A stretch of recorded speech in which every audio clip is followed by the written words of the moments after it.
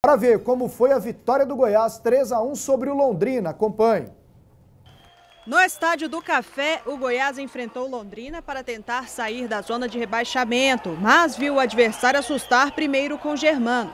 Só que aos 14 minutos, Lucão disputou pelo alto com o goleiro e a bola sobrou para Carlos Eduardo marcar o primeiro gol da partida, 1-0 para o Goiás. O Londrina tentou responder. Depois da jogada de Germano, Paulo Henrique finalizou e Marcos fez uma grande defesa para evitar o gol de empate. Pela esquerda, Carlos Eduardo bateu colocado, o chute foi desviado. Marcos apareceu mais uma vez, abafando a chegada de Felipe Marques. Na segunda etapa, passe para Michael em profundidade. Ele cruzou para o meio, mas Lucão não acompanhou. Mais Goiás, lançado, Lucão ficou cara a cara com o goleiro e foi travado. Muita confusão. Ed Carlos caiu e bateu com a mão na bola dentro da área. O árbitro marcou o pênalti, mas depois de consultar o bandeirinha, voltou atrás. Na cobrança de escanteio, a cabeçada de David Duarte fez Wagner trabalhar. Na sequência, Carlos Eduardo parou no travessão. Aos 26 minutos, Silvio fez falta dura em Lucão, recebeu o segundo amarelo e foi expulso. Só que mesmo com um a menos, o Londrina contou com uma ajudinha de Hernandes, que errou na saída de bola 2 minutos depois e viu Felipe Marques empatar a partida. Tudo igual, 1-1. Ainda melhor no jogo, o Goiás pressionava com Michael, que bateu de primeira e Wagner defendeu. Carlos Eduardo disputou, invadiu a área, mas chutou para fora. E aos 40 minutos, a pressão surtiu efeito. Giovani arriscou da entrada da área. Lucão desviou de letra para o gol. Goiás na frente de novo, 2-1. E sem perder a vontade de marcar, Thiago Luiz arrancou pela direita e cruzou para Carlos Eduardo, de novo, definir o placar.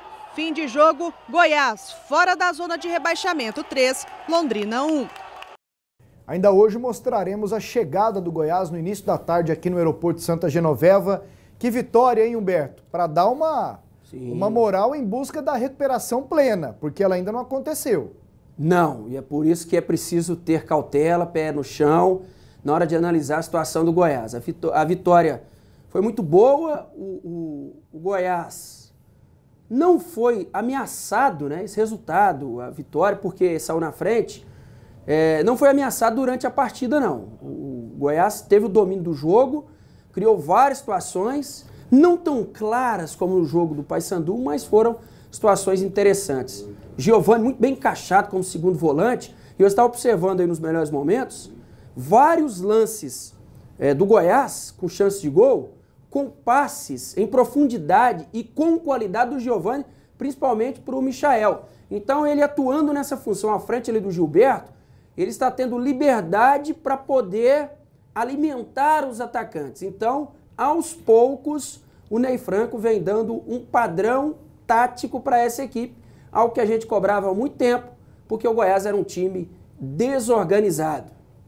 Evandro, o que mudou nesse Goiás de 3 jogos para cá, contabilizando aquele do Atlético, aí teve a derrota para a Ponte, a vitória para o Paysandu e ontem a vitória contra o Londrina?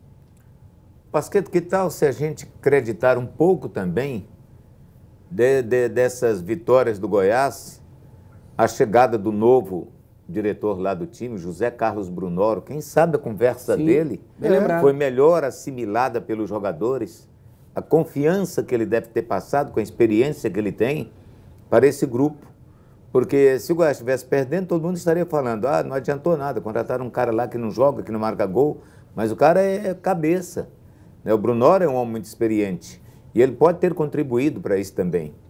A escalação feita pelo Ney Franco, o esquema que ele adotou com o Goiás para frente, um Goiás jogando bonito, como jogava nos velhos tempos, de Lincoln, de Peter, de Raimundinho, ou de Cacau, de tantos outros jogadores brilhantes, Túlio, né, que o Goiás era um time matador, infalível contra os adversários, porque era um time que não tinha medo de atacar. Voltou a esse tempo de ser um time que ataca o tempo todo, um time que vai para cima do adversário. Se ontem o Michael não brilhou como fez contra o Paysandu aqui, o Carlos Eduardo voltou a jogar bem. Foram 2 gols, criando oportunidade, meteu uma bola na trave ainda, foi o protagonista do jogo. Mas o Humberto falou bem, o Giovani jogou muito bem, O Goiás pegou aquela espinha dorsal da equipe ali. O goleiro jogou bem, o zagueiro está jogando muito bem, o David Duarte, o volante jogando bem, o Gilberto Júnior, pegando ali mais o Giovani, e um centroavante que está matando, né? 1 gol, 2 jogos, olha lá, 1 gol por partida, mais de 1 gol por jogo. 5 gols em 4 jogos. Então, é uma média respeitável e o Goiás voltou a jogar bem. Renovando a esperança do torcedor, transmitindo confiança aos próprios jogadores e a certeza de que o próximo jogo nós teremos já um estádio olímpico praticamente lotado. Se é que vai ser no Olímpico, né? Tem um evento do governo. Tem um evento do governo que começa no dia 19 e vai até o dia 23, no Estádio Olímpico. Né? A tabela hoje marca Serra Dourada.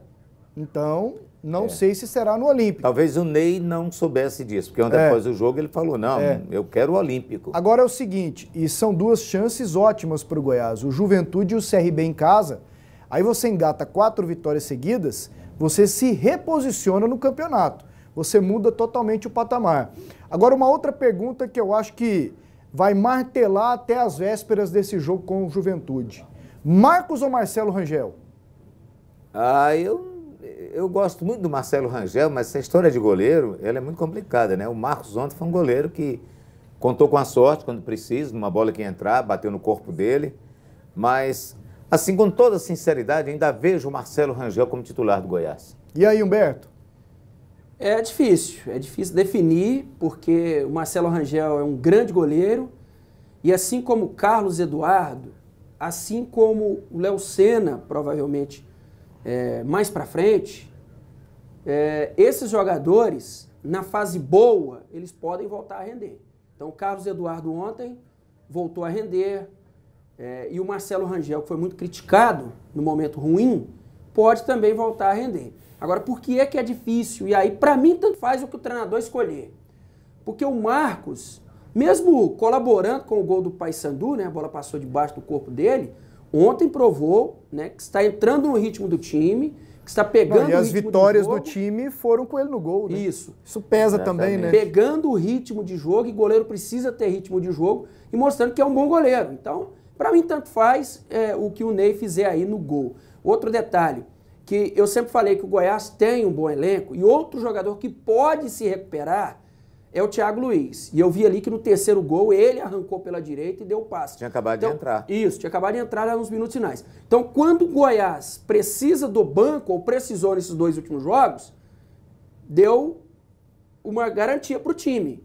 Mesmo o Felipe Garcia perdendo aqueles gols, aquelas chances incríveis, né, o Goiás cresceu demais com a presença dele em campo.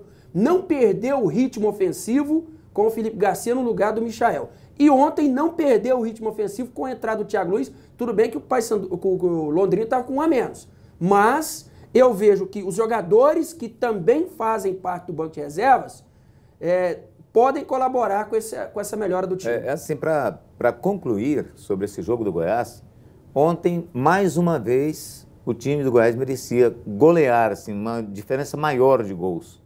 Porque quem teve 70% das oportunidades para marcar os gols foi o Goiás.